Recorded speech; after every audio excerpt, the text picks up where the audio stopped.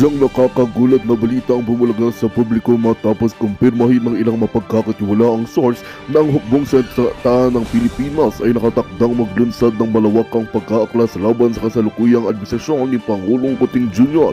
Ayon sa ulat, nagismaya umano ang ilang mataas na opisyal ng AFP dahil sa maligasyon ng katiwalian, pagmamalabis at kawalan ng malinaw na direksyon mula sa administrasyon. Itinuturing na seryosong bansa ang kilos protesta na ito na sinasabing maaaring humantong sa isang makapabagong people's power. Sa gitna ng tensyon, nakatanggap ng magkakahalong reaksyon ang balita mula sa iba't ibang sektor.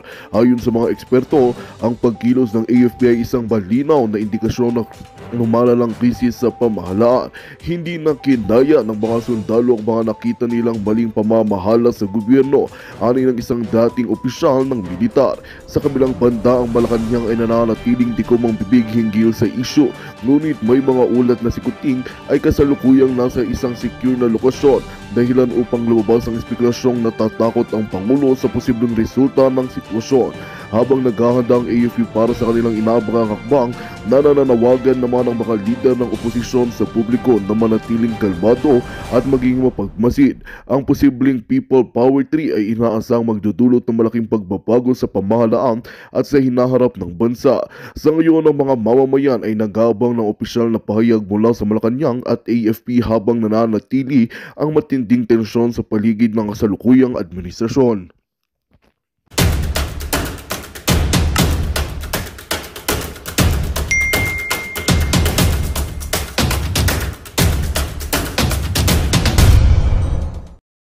Gusto nyo ba ng katulad ni Tambaluslos na hawak ang inyong pondo, buong pondo ng Pilipinas at ang kaya lang sabihin, at pagbigay ng ayuda pero hindi naman nakakarating ng right amount at ninanakaw ng mga ito. At again po, ang solusyon sa ayuda ang solusyon sa problema ng bayan ay hindi po ayuda, kundi infrastruktura, mga pagkakakitaan or livelihood program, maayos na edukasyon, maayos na pangangatawan, which is we talk about that a while ago sa PhilHealth, doon sa Kongreso ng Bayan. And I hope tomorrow, 8 p.m. sa Pilipinas ay maging part din kayo dyan sa ating Kongreso ng Bayan. Ipopost natin dyan kung ano mga link. So punta na tayo dito kay Attorney Vic. Okay? Yan, ito kasi nabasa natin yung libro dito ni Attorney Vic, ang kanyang book of saan isinalaysay niya dito ang mga ginawa o katiwalian, itong bangag na gobyernong ito, sinalaysay niya dito yung kanyang mga laban kasama ang mga bangag, yung pagsakripisyo ni Attorney Vic na syempre akala ko rin na itong si Bongbong Bangag ay para na nga sa Pilipino. Actually, tinitignan ko dito yung pictures ni Attorney Vic. Attorney Vica, talagang guwapings ka ng bagets. Ito yung mga pormahan dati. Ayan ito yung book niya, di ba? Yung mga hindi pa nakakabili, yung mga nag-i-email sa akin, nandyan po yung info. Pero pasensya na kayo, hindi ko muna makasagot muna. Pero mag-email lang kayo, sagutin ko rin yan. Bisi-bisihan. Titignan ko, dapat bumili kayo para makita niyo yung kagwapingan ni Attorney Vic dito. At by just looking at him, dito sa mga pictures na to,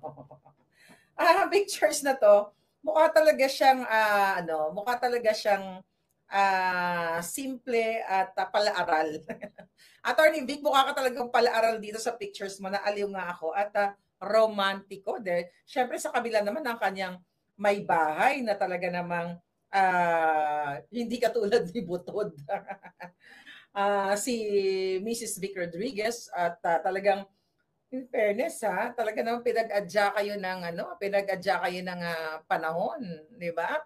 So anyway, ano ba pag-uusapan natin dito? Alam nyo, importante na pagpipili sa kandidato or yung kukunin nating leader, even sa mga organization, yung talagang may talino or matalas. Hindi lang sikat, hindi lang anak ng action star, or anak ni ganito, or yung mga political dynasty, dapat tayo patapusin na natin yan. Kasi mga palangga, dito sa interview ni Attorney Vic kay Karen Davila, dito mo makikita yung talas ng isang tao na hindi prepared yung mga questions. Kasi nung in-interview ko si Bangag Jr., si Sandro Marcos, isa pa yung tabingi ang sa pantabingi ng ano na yan.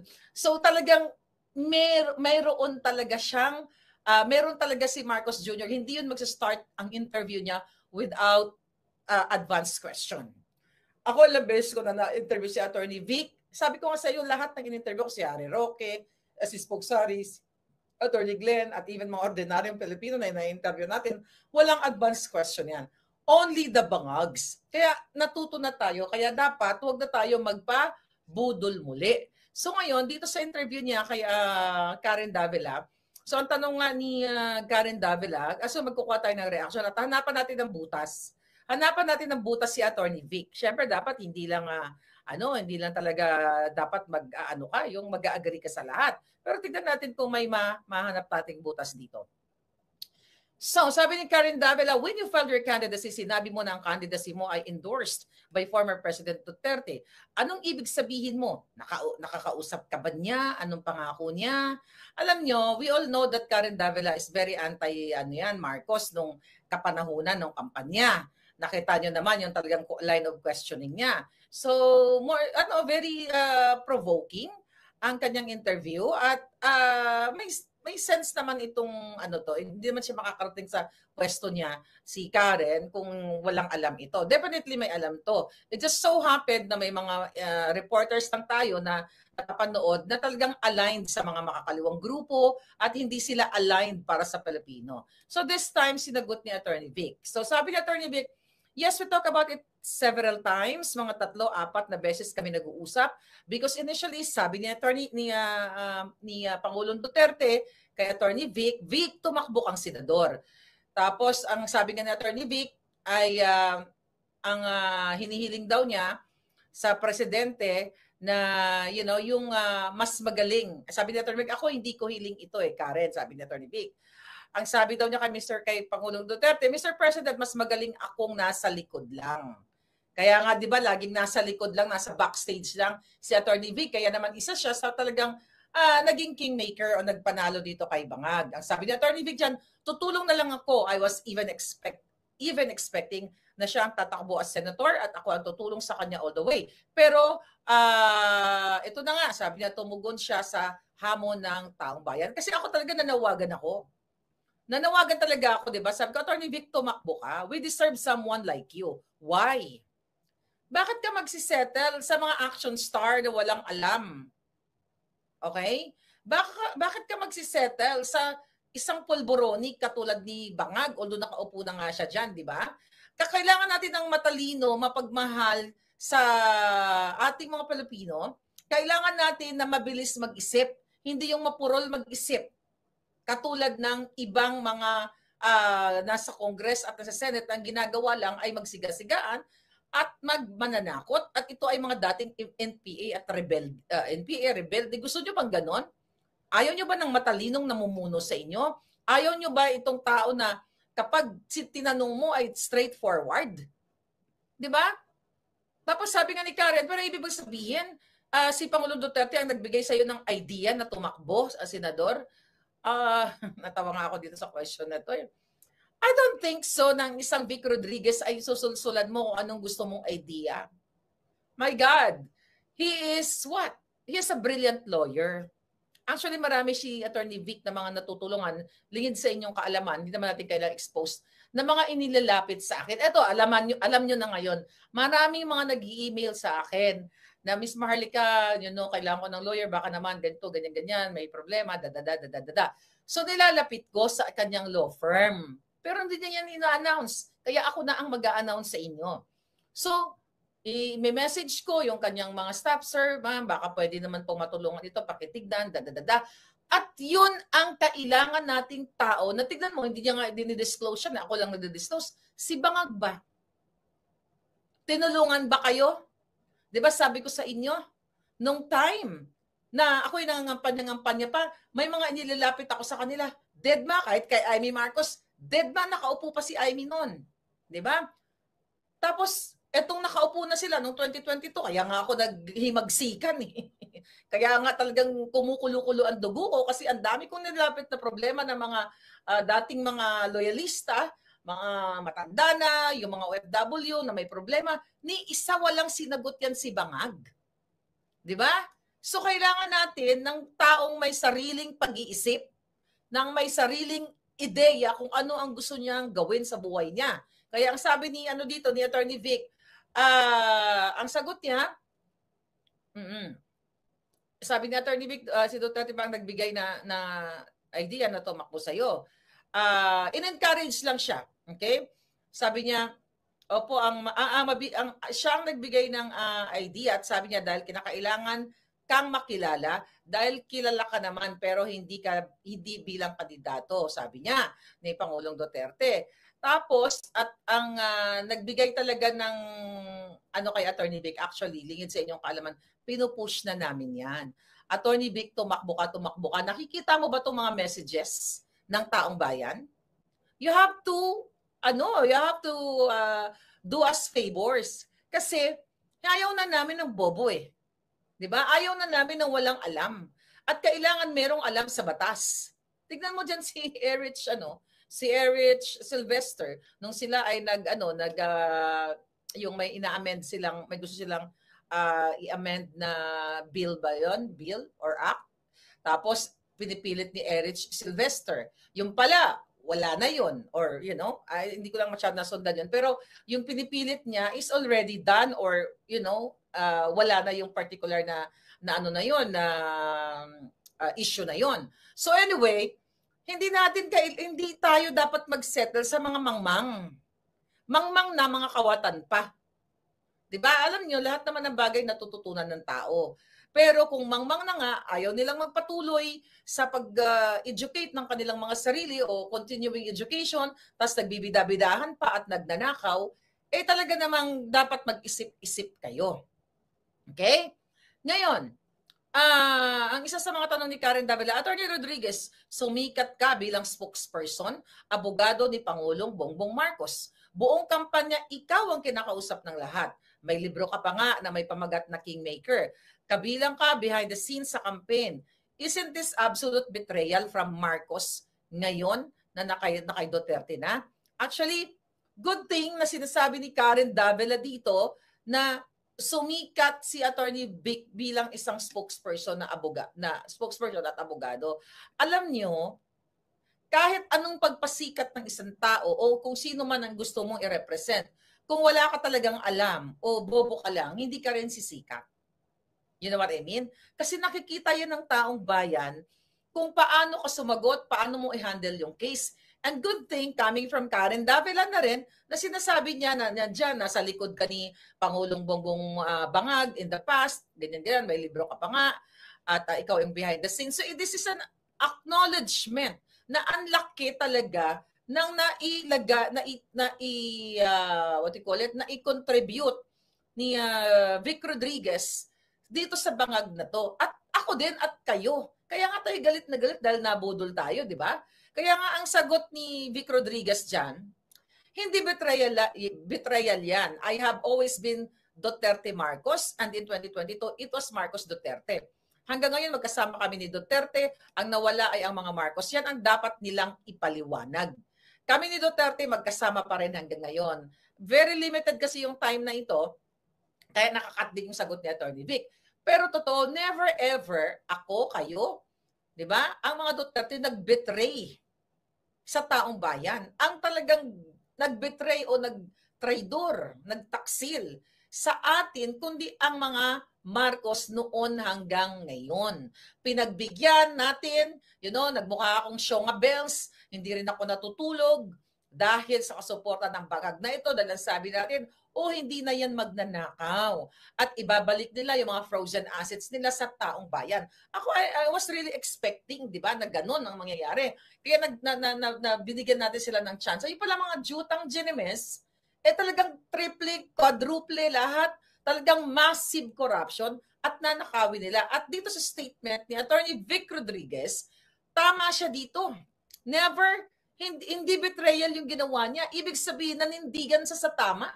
Imagine mo kung si Rodriguez ay inassume yung kanyang yung appointment ni Bangag after the executive secretary, di ba? naging chief of staff siya at sinabi niya nga sa interview later na meron siyang papel. At then nandito actually, well, andyan na sa book. Di ba nandito? At dahil sa ginawa ni Lisa Tanas at ni Martin Araneta, ikaw Martin, Jutang Ginemes ka, Attorney Vic, if you're watching, at pag nagkita tayo, I will tell you personally. Okay? Na ang may gumawa sa'yo ng black propaganda, ulit-ulitin ko mga kababayan, kaya ako galit na galit sa walang hiyang Lisa Marcos na ito at itong bangag na ito. Kasi ako gusto rin nila akong gamitin noon, biktimahin. Nasa Pilipinas pa ako. Yung mga kaibigan ni Bangag, yan sila Lisa Tanas, gusto nila sirain ko at awayin ko si Vic Rodriguez. Never ko pa siya na-meet. Nung umuwi ako sa Pilipinas sa 2 beses, hindi kami magkaibigan. Alam ko lang, nasa likod siya ni Bangag. Diba, nakikita ko lang, magaling na abogado, magaling sumagot, prim and proper, maayos manalita, Yun lang ang alam ko. Never kong sinunod si Lisa Tanas, yung mga kaibigan niya, na i-post na si Vic Rodriguez ay may ganitong offshore accounts. Yan ang press release, yung nila, panira nila. Alam nyo, napag-alaman ko, politiko din ito at isa sa mga whistleblowers natin na sinabi at inamin mismo sa kanya, Attorney Vic, I will tell you kung sinong pangalan. Inamin mismo ni Martin Araneta, ikaw, Jutang Ginemes ka, wala ka namang pwesto dyan sa gobyerno, pero nandyan ka sa Bureau of Customs. Anong ginagawa mo dyan? Inamin niya po mismo dito sa taong ito, sa ating puting ahas, na siya, si Martin Araneta, utos ng ate niya, si Lisa Tanas, okay, na sirain si Vic Rodriguez. At Attorney Vic, ito I think di ko pa ito nasabi, at galit na galit daw si Lisa Tanas sa'yo. Ang sabi ganito, kasi si Vic, ito exactong word, kasi si Vic, hindi nagbabaw kay ate, hindi sumasaludo. Bakit mo saluduan ang isang kidnapper at ang isang smuggler katulad ni Lisa Tanas? Kaya siguro ganon, ang nakikita ko dito kay Attorney Vic Rodriguez, I think, I don't know, parang nabanggit niya yata yun sa mga interview niya. I'm not sure, pero parang something to that effect. Kasi alam ni Vic Rodriguez na dito sa librong ito nga, inilahad niya yung pagmamanipula ni Lisa Tanas sa mga posisyon. Ang pagmamanipula ni Tambaluslos, katulad na lamang sa PAGCOR, di ba, na ipinipilit nila, na itong si, yung current, si pangalan nito, yung, puyat na kasi ako palangga sino yung sa PAGCOR? Comment nyo nga dyan. Altenco. Ayan. Kailangan ko ng tugong para maalala ko. Nakasulat dito, na hindi talaga si Altenco, kundi si Ramon Antonio Soposo, hindi kasi nangako na si Bangag. Pero ano ang sabi dyan pinilit nila Tambaluslos, nila Mitch Lazaro at nila Lisa Tanas, 1 taon lang si Altenco kasi may gagawin sila. Kaya hindi makapagbaw-baw dyan si Rodriguez kasi alam niya na talagang sisirain ni Lisa Tanas, ni Tambaluslos during that time, ang bayan natin. Ang sabi nga ni Attorney Vic dyan, nung una ay talagang tinatayuan or naninindigan pa o pinagtatanggol pa siya ni Bangag. Kaso nga si Bangag, dahil nakikita nyo naman, wala talaga sa tamang kaisipan at hindi siya ang nagpapatakbo ng Pilipinas. Okay? Tapos sabi ni Karen Davila, so you were forced to resign tapos hindi ka naging Presidential Chief of Staff. What really happened? Although natanong na rin naman natin siya. Yun, ito sabi ni Attorney Vic. Unang-una, ang sabi niya, ito, hindi na, nawala yung isang word niya dito. Unattainable na raw ang sitwasyon namin, sabi niya sa Malacanang. Ayan. Kahit hindi ko na kailangan, sabi niya, kaya hindi ko na kailangan yan. Bago pa man ako naging executive secretary, ilang beses ko nang sinabi kay Bongbong Marcos na hindi ko kailangan yan. Okay na ako, pero sabi niya, hindi, samahan mo ko, pinaghirapan natin to, kaya tinanggap ko ang hamon. Pero habang tumatagal, nakikita ko na hindi ito para sa akin. Kaya sabi ko, exit na ako, okay na ako, ayos na ako. Kasi, lingin sa kaalaman ni Attorney Vic, may nagkukwento din naman talaga sa akin. Kasi may mga puting ahas tayo, di ba?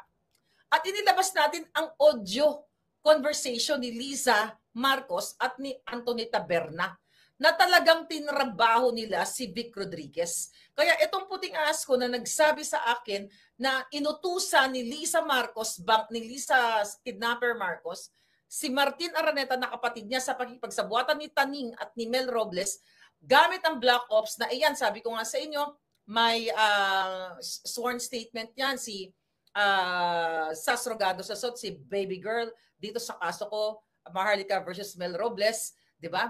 Na ang Black Ops talaga ni Lisa, yung mga yan. So anyway, dito, yan, hindi ko pa nakikilala si Attorney Vic. Hanggang ngayon, hindi pa natin nakakausap. So alam na namin na ang ginagawa ng Marcos administration na sirain ang isang, ang ginagawa ni Lisa Tanas na sirain si Vic kasi tinik siya sa dibdib o tinik siya sa lalamunan ng mga kawatan, ng mga kidnapper, smuggler at ano pang mga ginagawa nitong ano na to.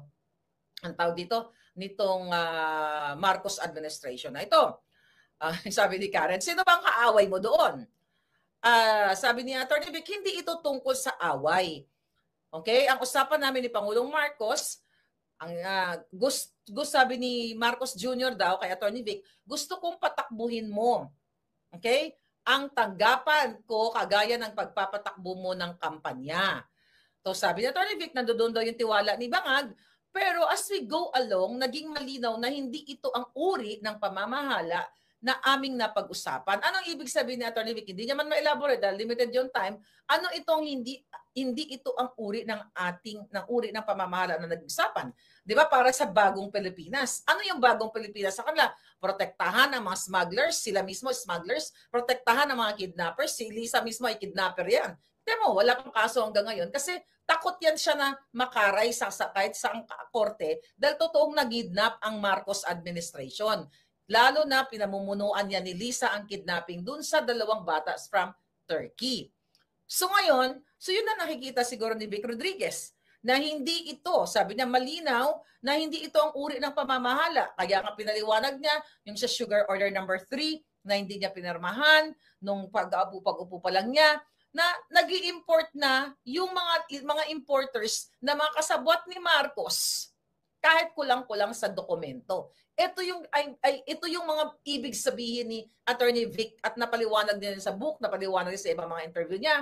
Kaya ang sabi niya dito ni Vic Rodriguez, meron akong appointment as Presidential Chief of Staff na permado mismo ni Bongbong Marcos. Alam niya ito, kaharap si Naida Angping. Na-remember Naida Angping? Yung kanyang asawa na nanghipo ng tahong sa Thailand. Ito yon, dating PMS. Alright? So, nalala nyo. Ito yung mga pasabog natin in the past. Ayan. Ang sabi niya Attorney Vic, alam niya ito, kaharap niya si Naida, kaharap nila si Naida Angping, si Anton Lagdameo at maraming PSG. Ang original na copy ay nasa akin hanggang ngayon at handa akong ipakita. At nandito ngayon. Hindi ko na siya na-ready, basta nandito sa book na yon. So makikita nyo, even before, na hindi pa natin naririnig na nagsasalta at hindi pa inilalabas ni Vic Rodriguez ang kanyang libro, mga kababayan, at coming pa lang sa ating mga puting ahas, talagang, so nag-match talaga itong mga pinag-uusapan natin. Ang sabi naman ni Karen, but why did you become a critic of the president? Pwede namang mag-resign ka at tumahimik. So kita, bakit ngayon napaka-active ng pagiging kritiko mo? Ang sinasabi ng iba, wala ka na sa posisyon kaya naging kritiko ka. Alam mo yan yung laging bato sa inyo. Ganyan nga din ang bato sa akin. Bakit daw ako nagdadakdak laban kay sa mga bangag kasi hindi daw ako nabigyan ng pwesto. Again, hindi ako pwedeng mabigyan ng pwesto kasi may US passport ako at may naturalization ako. Hindi ako katulad ni Erwin Tulfo, ni Erich Sylvester na nag-assume, tinanggap ang kanyang appointment noong August 3 of 2022 hanggang November at Magandang balita ang hatid namin sa inyo ngayong araw. Sa pagtatapos ng aming balitaan, nagbigay kami ng mga mahalagang impormasyon. Maraming salamat sa pagtutok at pagsuporta sa aming programa. Huwag kalimutang manatili sa mga susunod na araw para sa mga bagong balita at mga kwento na dapat nating abangan. Mula sa Boses ng Masa, magandang araw Pilipinas!